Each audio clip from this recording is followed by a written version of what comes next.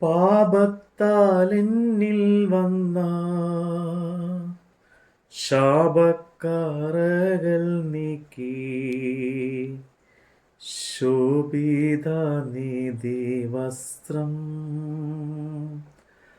ആഭരണമായി നൽകും.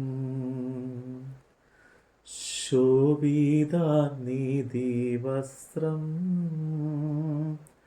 ആഭരണമായി നൽകും. വമ്പിച്ച ലോകത്തിരെ കമ്പം തീരുവോളവും മുമ്പും പിമ്പുമായവൻ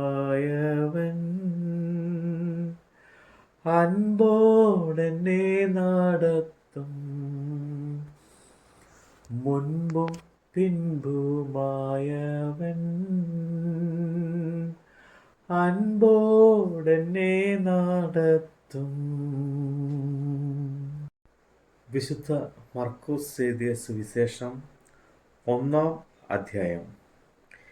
ദൈവപുത്രനായ യേശുക്രിസ്തുവിൻ്റെ സുവിശേഷത്തിൻ്റെ ആരംഭം. ഞാൻ നിനക്ക് മുമ്പായി എൻ്റെ ദൂതനെ അയക്കുന്നു. അവൻ നിന്റെ വഴി ഒരുക്കും. കർത്താവിൻ്റെ വഴി ഒരുക്കുവിൻ, അവൻ്റെ പാത നിരപ്പാക്കുവിൻ എന്ന് മരുഭൂമിയിൽ വിളിച്ച് പറയുന്നവൻ്റെ വാക്ക്. എന്നിങ്ങനെ യെശയ്യാ പ്രവാചകന്റെ പുസ്തകത്തിൽ എഴുതിയിരിക്കുന്നത് പോലെ യോഹന്നാൻ വന്നു, മരുഭൂമിയിൽ സ്നാനം കഴിപ്പിച്ചു, പാപമോചനത്തിനായുള്ള മാനസാന്തര സ്നാനം പ്രസംഗിച്ചു കൊണ്ടിരുന്നു. അവൻ്റെ അടുക്കൽ യഹൂദ്യ ദേശമൊക്കെയും യെരുശലേമ്യർ എല്ലാവരും വന്ന് പാപങ്ങളെ ഏറ്റുപറഞ്ഞ് യോർദാൻ നദിയിൽ അവന് സ്നാനം കഴിഞ്ഞു.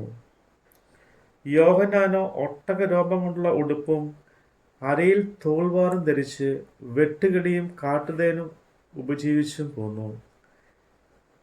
എന്നിലും ബലമേറിയവൻ എൻ്റെ പിന്നാലെ വരുന്നു. അവൻ്റെ ചെരുപ്പിൻ്റെ വാറ് കുനിഞ്ഞഴിപ്പാൻ ഞാൻ യോഗ്യനല്ല. ഞാൻ നിങ്ങളെ വെള്ളത്തിൽ സ്നാനം കഴിപ്പിക്കുന്നു, അവനോ നിങ്ങളെ പരിശുദ്ധാത്മാവിന് സ്നാനം കഴിപ്പിക്കുമെന്ന് അവൻ പ്രസംഗിച്ച് പറഞ്ഞു. ആ കാലത്ത് യേശു ഗലീലയിലെ നസറേത്തിൽ നിന്ന് വന്നു യോഹന്നാനാൽ യോർദാനിൽ സ്നാനം കഴിഞ്ഞു.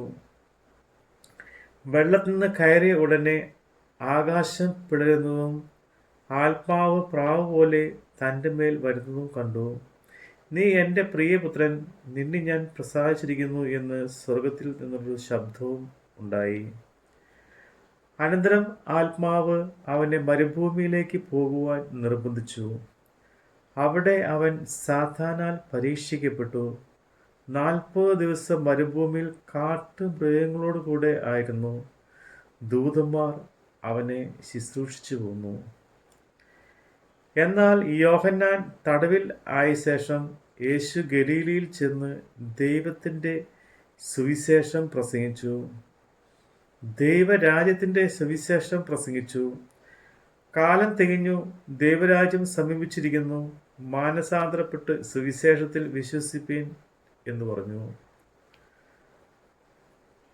അവൻ ഗലീല കടപ്പുറത്ത് നടക്കുമ്പോൾ ശീമോനും അവൻ്റെ സഹോദരനായ അന്ത്രയോസും കടലിൽ വല വീശുന്നത് കണ്ടു. അവർ മീൻ പിടിക്കുന്നവർ ആയിരുന്നു. യേശു അവരോട്, എന്നെ അനുഗമിപ്പീൻ, ഞാൻ നിങ്ങളെ മനുഷ്യരെ പിടിക്കുന്നവരാക്കും എന്ന് പറഞ്ഞു.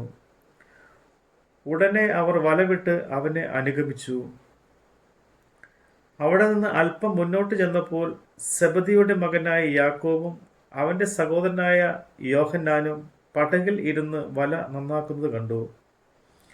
ഉടനെ അവരെയും വിളിച്ചു.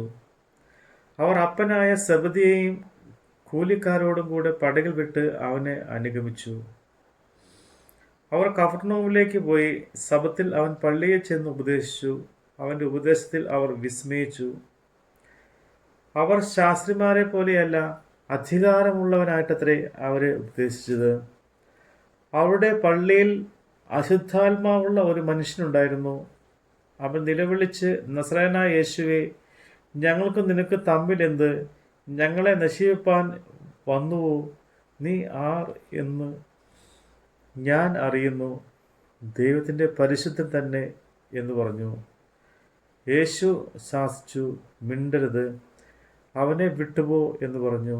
അപ്പോൾ അശുദ്ധാത്മാവ് അവനെ ഇഴച്ച് ഉറക്കെ നിലവിളിച്ച് അവനെ വിട്ടുപോയി. എല്ലാവരും ആശ്ചര്യപ്പെട്ടു. ഇതെന്ത് ഒരു പുതിയ ഉപദേശം! അവൻ അധികാരത്തോടെ അശുദ്ധാത്മാക്കളോട് കൽപ്പിക്കുന്നു, അവ അവനെ അനുസരിക്കുകയും ചെയ്യുന്നു എന്ന് പറഞ്ഞു തമ്മിൽ വാദിച്ചു കൊണ്ടിരുന്നു. അവൻ്റെ ശ്രുതി വേഗത്തിൽ ഗലീല നാട് എങ്ങും പരന്നു. അനന്തരം അവർ പള്ളിയിൽ നിന്ന് ഇറങ്ങി യാക്കോബും യോഹന്നാനുമായി ശീമോന്റെയും അന്ത്രയോസിന്റെയും വീട്ടിൽ വന്നു. അവിടെ ശീമോന്റെ അമ്മായിയമ്മ പനി പിടിച്ച് കിടന്നിരുന്നു. അവർ അവളെക്കുറിച്ച് അവനോട് പറഞ്ഞു. അവൻ അടുത്ത് ചെന്ന് അവളെ കൈക്ക് പിടിച്ച് എഴുന്നേൽപ്പിച്ചു. പനി അവളെ വിട്ടുമാറി.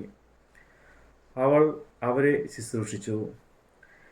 വൈകുന്നേരം സൂര്യൻ അസ്തമിച്ച ശേഷം അവർ സകലവിധ ദീനക്കാരെയും ഭൂതഗ്രസ്തരെയും അവന്റെ അടുക്കൽ കൊണ്ടുവന്നു. പട്ടണമൊക്കെയും വാതിക്കൽ വന്നു കൂടിയിരുന്നു. നാനാ വ്യാധികളാൽ വലിഞ്ഞിരുന്ന അനേകരെ അവർ സൗഖ്യമാക്കി. അനേകം ഭൂതങ്ങളെയും പുറത്താക്കി. ഭൂതങ്ങൾ അവനെ അറിയുകൊണ്ട് സംസാരിപ്പാൻ അവയെ സമ്മതിച്ചില്ല. അതികാലത്ത് ഇരുട്ടോടെ അവൻ എഴുന്നേറ്റ് പുറപ്പെട്ട് ഒരു നിർജ്ജന സ്ഥലത്ത് ചെന്ന് പ്രാർത്ഥിച്ചു. ശീമോനും കൂടെയുള്ളവരും അവൻ്റെ പിന്നാലെ ചെന്ന് അവനെ കണ്ടപ്പോൾ എല്ലാവരും നിന്നെ അന്വേഷിക്കുന്നു എന്ന് പറഞ്ഞു. അവൻ അവരോട്, ഞാൻ അടുത്ത ഊരുകളിലും പ്രസംഗിക്കേണ്ടതിന് നാം അവിടേക്ക് പോകുക, ഇതിനായിട്ടല്ലോ ഞാൻ പുറപ്പെട്ടു വന്നിരിക്കുന്നു എന്ന് പറഞ്ഞു. അങ്ങനെ അവർ ഗലീല ദേശമൊക്കെയും അവരുടെ പള്ളികളിൽ ചെന്ന് പ്രസംഗിക്കുകയും ഭൂതങ്ങളെ പുറത്താക്കുകയും ചെയ്തു. ഒരു കുഷ്ഠരോഗി അവൻ്റെ അടുക്കൽ വന്ന് മുട്ടുകുത്തി, നിനക്ക് മനസ്സുണ്ടെങ്കിൽ എന്നെ ശുദ്ധനാക്കാൻ കഴിയുമെന്ന് അപേക്ഷിച്ചു. യേശു മനസ്സലിഞ്ഞ് കൈനീട്ടി അവനെ തൊട്ട്, മനസ്സുണ്ട്, ശുദ്ധമാകുക എന്ന് പറഞ്ഞ ഉടനെ കുഷ്ഠം വിട്ടുമാറി അവന് ശുദ്ധി വന്നു. യേശു അവനെ അമർച്ചയായി ശാസിച്ചു, നോക്കൂ, ആരോട് ഒന്നും പറയരുത്, എന്നാൽ ചെന്ന് പുരോഹിതന് നിന്നെ തന്നെ കാണിച്ച് നിന്റെ ശുദ്ധീകരണത്തിന് വേണ്ടി മോശ കൽപ്പിച്ചത് അവർക്ക് സാക്ഷ്യത്തിനായി അർപ്പിക്കുക എന്ന് പറഞ്ഞു. അവനെ വിട്ടയച്ചു. അവനോ പുറപ്പെട്ട് വളരെ ഘോഷിപ്പാനും വസ്തുത പ്രസംഗിപ്പാനും തുടങ്ങി. അതിനാൽ യേശുവിന് പരസ്യമായി പട്ടണത്തിൽ കടപ്പാൻ കഴിയായ കൊണ്ട് അവൻ പുറത്ത് നിർജ്ജന സ്ഥലങ്ങളിൽ പാർത്തു. എല്ലായിടത്തു നിന്നും ആളുകൾ അവൻ്റെ അടുക്കൽ വന്നുകൂടി. നമ്മുടെ കർത്താവിൻ്റെ വചനമാണ് നമ്മൾ കേട്ടത്. ലോകമെനിക്കു വൈരി, ലോകമെന്നെ ത്യജിച്ച, ശോകമെന്തെനിക്കതിൽ, ഏതും ഭയപ്പെടാഞ്ഞ, ശോകമെന്തെനിക്കതിൽ, ഏതും ഭയപ്പെടാഞ്ഞ, വെക്കം തൻ മണവാട്ടി ആക്കിയിടുമെന്നെ അന്ന്, വാക്കുണ്ടെനിക്കു തൻ്റെ നീക്കമില്ലാതിനൊട്ടും, വാക്കുണ്ടെനിക്കു തൻ്റെ നീക്കമില്ലാതിനൊട്ടും. യേശു എന്നാടിസ്ഥാനം, ആശയവനിലത്രേ, ആശ്വാസത്തിൻ പൂർണ്ണത, യേശുവിൽ കണ്ടേ ഞാനും, ആശ്വാസത്തിൻ പൂർണ്ണത, യേശുവിൽ കണ്ടേ ഞാനും.